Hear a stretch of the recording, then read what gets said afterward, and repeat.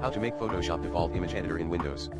To make Adobe Photoshop your default image editor in Windows, you can follow these steps. 1. Open the File Explorer, right-click on the Start button and select File Explorer from the context menu.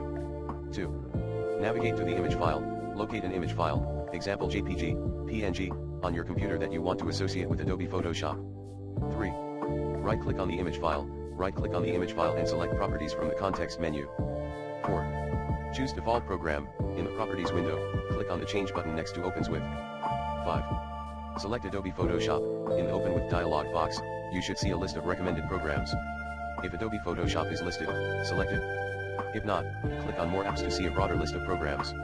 If Adobe Photoshop still doesn't appear, click on Look for another app on this PC and navigate to the installation folder of Adobe Photoshop, usually located in C:\program whitespace files /Adobe whitespace Photoshop whitespace left bracket version right bracket, and select the Photoshop.exe file. 6. Set as default.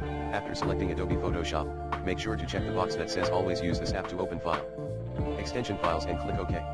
From now on, when you double-click on an image file with the associated file extension, Windows will open it with Adobe Photoshop by default.